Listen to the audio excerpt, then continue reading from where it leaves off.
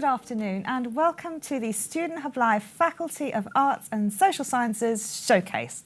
My name's Karen Foley and I'm a lecturer and an associate lecturer here at the Open University, and I'll be your host for the afternoon, where we have 9 new modules from the Faculty of Arts and Social Sciences to tell you all about. Now, for those of you who are watching and engaging, which I hope you are, you'll see a chat screen, you'll see some widgets, some interactive tools, and we'd like to know where you are, how you're feeling, which level you're studying, which sort of subject area you're studying. So if you can fill those in for us, that would be much appreciated, and it's good fun. To select the widget that you'd like to fill in, just click on it, it will open, select the option that applies to you, and then you close to submit the answers. Sometimes you'll see one that's got 3 options. That's a word cloud, and they're really pretty when they come through, but we need 3 things in them. So if you can only think of 1 or 2 things, just put a full stop or a little cross for the other one, and then you can submit your answers right there. Now, this is a live and interactive show, and you can chat, ask us questions, talk about what you've had for lunch, talk about how anxious you might be about your EMA or how excited you might be about your exams coming up. You can talk about anything, and those things will be fed through into this discussion by Sophie and HJ, who are on our hot desk. Now, if you're on the live stream only link, that's just the watch only link, there's also a chat function there, so do ask us any questions. And if we haven't answered them or don't get around to including them in the conversation, and there's something you'd still like to know, email us, studenthub@open.ac.uk, and we will get back to you. Sophie and HJ, tell us how it all works. Well, we're just here to chat. That's basically it. If you've got any thoughts, comments and questions, we're here to put them to the fantastic guests that we're getting throughout the day. But if you just want to chat about pretty much anything, then you know, we're happy to do that. Lunch is something that always comes up. But if you're just popping in and out, or if you're new, just say hi. We, love to hear from you. Love to know what you're studying. But yeah, pretty much anything goes in the chat. It's if there's anything else that we miss, do drop us an email. It's studenthub@open.ac.uk, and you can follow us on Twitter as well, @studenthub_live. Also, just to mention the little pin button in the top right-hand corner of the chat. So if it is moving a bit quickly and you can't keep up, if you click on that little pin, you can then navigate your way through the chat as you wish. So fingers crossed, we'll be able to catch up with you all again soon. And we've got lots of great resources, so we'll be posting the links to those. So if you want us to find anything out for you, we can post those in, and also head over to the resources section on the website, where there's a lot more there as well. Lovely. You could also change the layout of the screen on the bottom right-hand corner to make the chat or the video larger or smaller. Let me tell you what we've got in store for you today. First, I'm going to interview the Executive Dean, Ian Fribbance, and then we're going to look at DD 801, Principles of Social and Psychological Inquiry, Exploring Religion, Counselling and Forensic Psychology, The Making of Welsh History, the Masters in Creative Writing, Part 2, Advancing Social Psychology, Art and its Global Histories, The British Isles and Modern World, 1789 to 1914, and the MA in Philosophy, Part 1. Phew, that's a lot to get through to, so dip in and out as you want to, and if you can't make all of these sessions or you'd like to catch up, then there will be that service available shortly afterwards. Enough of that, let's get on to the real meat of it all. So Ian, welcome to the Student Hub Live. Now, this is very, very exciting for us. It's the first time we've had a FASS Showcase, and there's so much innovative and exciting new curriculum. Tell us what some of the highlights are for you.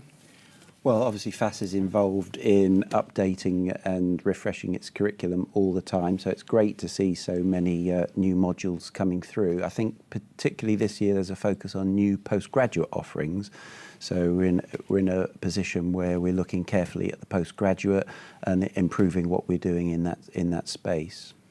Now, some of the modules are using new things. So we've spoken a little bit this morning in our career session about some of the innovative things that we're doing. And I know some of these are using things like Open Studio to allow students to collaborate on certain things and different interactive experiences. So as well as the subject matter being very innovative, there's also an innovative way of teaching it. Yeah, that's right. So obviously the university and the faculty is in the process of becoming more digital by design. So there's a lot more kind of digital innovation going on in the modules. So the postgraduate ones generally will be all online, and as you say, there are some particular features there like Open Studio which allow students to collaborate with each other. Again, that's a trend that's happening across higher education. It's particularly relevant to OU students who historically would work very individually and sometimes in a kind of lonely way on their own. So collaboration is important. We've also got the online rooms coming in, which is the new tutorial channel for OU students, which will allow, again, a greater interactivity in live online tutorials. So that's a significant thing for all students, actually, to look forward to in 17J. And you mentioned collaboration very briefly there, but some of these modules will have great opportunities, and as we're more digital by design and you can access these online rooms, there's a greater ability for students to be able to connect with each other and learn things together. But a lot of the time, you know, these are more than just an exercise. Students really benefit from learning together, don't they? That's right. And it's been always been a challenge for Open University students about how exactly you bring them together. So there's lots of work around that. And indeed, this event is part of that sense of creating a sense of academic community around subjects, qualifications and modules. And increasingly, that's being built into module design itself as well. Now, you mentioned that obviously there's a lot of undergraduate, but you did highlight the postgraduate offering as well, which is very exciting. And I know even a lot of students who are at an undergraduate level like to know what there is in store for them and to have those options then. So can you tell us a little bit about how those are going to benefit our students and again, what you think is really good about what we're doing? OK. Well, the first background, of course, is that postgraduate loans have become available. And so we're expecting to see an expansion in the postgraduate market. It's also about how students might want to take their journey forward beyond their undergraduate degree, making the most of the expertise of the academic staff and offering students a greater range of options. So we know, for example, that we've got a lot of psychology students and a lot of students interested in criminology. So absolutely, we're looking to put on new qualifications that students can take forward as part of their journey. And that you've got other modules too, I think today, philosophy and creative writing, which has again been hugely successful, and we're looking to build on that as the years go forward. Excellent. We've got some links as well for the funding options. So those are in the chat and they're on the website as well. So if you'd like to take a look, they are different for different nations. So see what applies to you, and there's some tips there about how you could take that forward. So Ian, you mentioned then that this sort of way of showcasing things is a good idea for students, partly to connect, but also partly to show what we're doing. So we're hoping within this showcase to sort of give students a sneak preview, but 20 minutes is quite a short session, so it's not going to be exhaustive.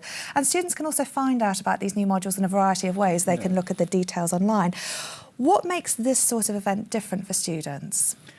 OK, well, I think what's interesting about these emerging live events is the very fact that they're live. So they can ask questions, chat, send in comments, as you already outlined. They can interact directly with faculty academics. You know, there's much more of a two-way thing than perhaps Open University students are used to, where they're more kind of passive recipients of material. This is kind of about enlivening, engaging, being able to make things happen on the day. So that's all good, and it's helping to build that sense of community that I was talking about earlier. Absolutely. And of course, students often ask questions, don't they?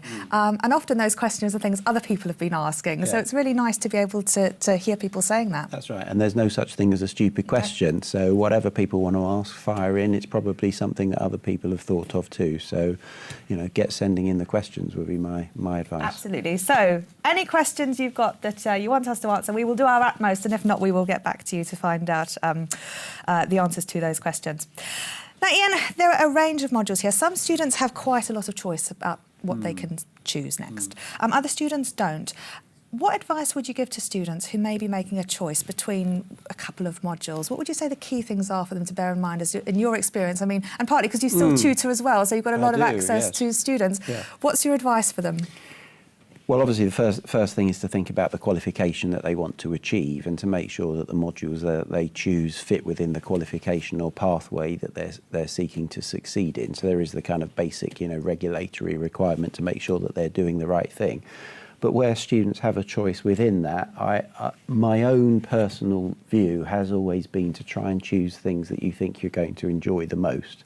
Because if you enjoy studying something, it tends to make studying something a lot more easier because you enjoy doing it. So I always say that's the first thing. Choose something you'll enjoy.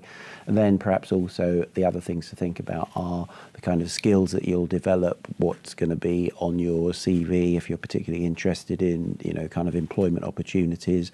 What are you going to be able to get out of the module that you could show an employer or take on to further study would be some of the other criteria I'd think about too. Yeah, and skills and employability are being embedded so much more now than they have been in the past in curriculum design, partly because they're so important anyway. But one of the things that we've been spending time talking about this morning with our careers advisors was how important it is for students to recognise some of those attributes and things that they're building up. How would you say they can spot them and sort of use them as they're going? Because, of course, starting a degree is building a lot of things. You don't just have to end a degree to get all of these skills. We've been talking a bit about, you know, time management and balancing all of these tasks and things that you do right from year one of your studies at the Open University to what students will be moving on to now, level 2, critical thinking and all of those things. Have you got any advice about how students might reflect on some of those things in the thick of it, add those to their CVs and use them to their advantage? Well, I think a simple thing is to always stop and really think about the kind of feedback and feed forward process that all students get through their ALs. So don't just look at the mark, really think about what's been learned in an assignment, what skills have you taken from it, which might be as simple as note-taking, reading, comprehension, how to construct an essay or how to, you know, write in an academic style. Simple building blocks along the journey, but I always think that's such a key opportunity that it shouldn't be missed. Just to give at least a few minutes, just to look beyond the grade, really absorb what the AL has said, maybe get back to the AL and engage and think about that, and maybe make a few notes of reflection or, you know, self kind of diagnosis of what they need to do next time. Absolutely. So you've mentioned the sort of collaboration, and just to sort of end this, you're talking really about using your tutor more effectively. And often now students will have access to more than one tutor who may have a range of skills and things. What matters now, right, in the current market, you know, with students really trying to sort of seek out often those routes and having greater access to a number of tutors as part of, you know, group tuition and things, that students can really benefit from different voices. What would you say to students in terms of reaching out for the next module, if they're to do things differently and really learn from the experience that they've got around them? What sort of things could they do? In terms of gaining, well, I mean, part of the journey and experience of higher education is precisely what you're talking about, which is being exposed to different voices, different ways of thinking about things, you know, building from one module to the next, but also comparing modules. So, you know, if you're an economics student and you do a politics module, you know, what are kind of the different voices or different approaches you might think about, you know, that applies across a kind of range of discipline areas. So it's just really just taking the time. It's having almost a kind of portfolio approach to your qualification, just making sure you build in time for a bit of self-reflection, self-diagnosis, think of the journey you've made so far, and of course think about how to take it forward and develop your employment opportunities further. Excellent. Thank you. And of course, the summer, after people have done their EMAs, is the perfect time to do that when they're making a decision about course choice. Sit and reflect. Yes, absolutely, in the sunshine. Or not.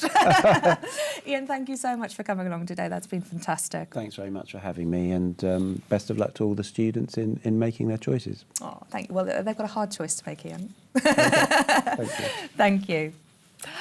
Right, well, we're going to take a short break and play you a video, which is the social sciences show reel. And then in our next session, I will be joined by Casey Mahandran to talk about principles of social and psychological inquiry. So for all of you who are interested in postgraduate study, this is the one to watch in a few minutes. See you then.